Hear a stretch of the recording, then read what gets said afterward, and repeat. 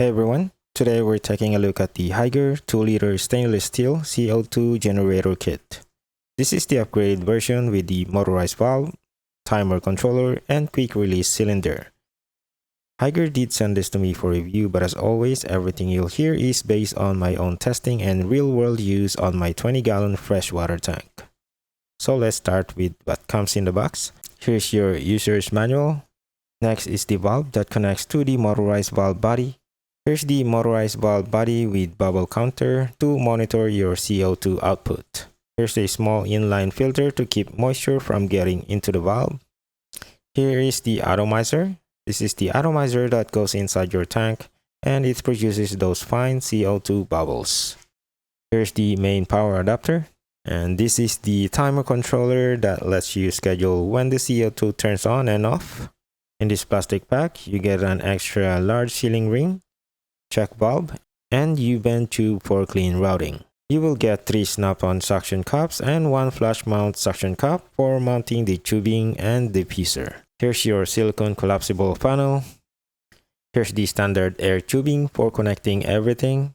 And finally, the star of the show, the 2-liter stainless steel CO2 cylinder. This thing actually feels solid and well built. Now let's move into the installation. I followed the manual step by step. The first thing I did was attach the small inline filter directly to the valve, and this prevents moisture from getting into the motorized valve body. Next, I grabbed my weighing scale and measured out 200 grams of citric acid and 200 grams of baking soda. Once both were measured, time to put them in a stainless steel canister.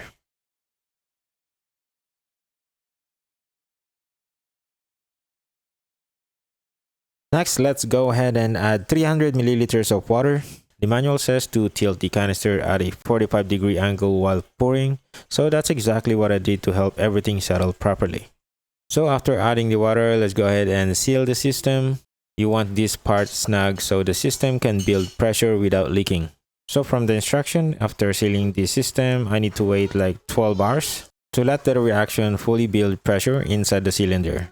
So after over 12 hours of wait, the pressure was ready. I filled the bubble counter about 3/4 full with water. Then I attached the motorized valve body directly onto the valve. Let's cut the tubing to the length I need. Connect the check valve, connect the U-shaped tube and the diffuser.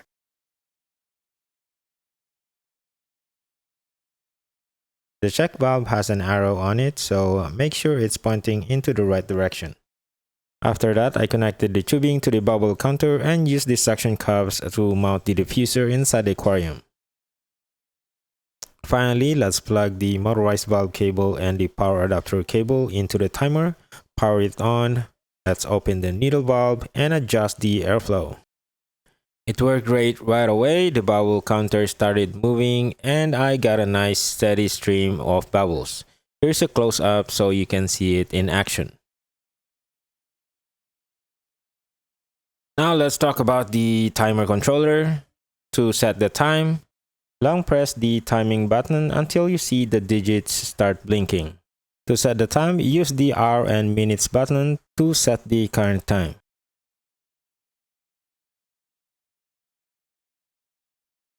Once the current time is set, press the timing again to confirm and save the current time.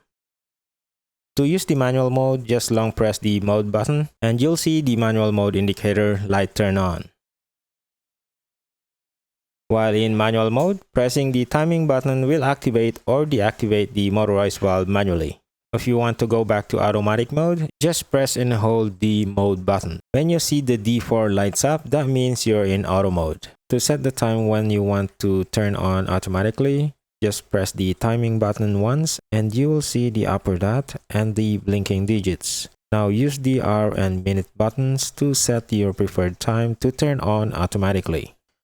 Once the on time is set, press the timing again and you will see the lower dot and blinking digits once again. Press the hour and minutes to set your preferred off time. After setting the off time, press the timing again to save all your settings.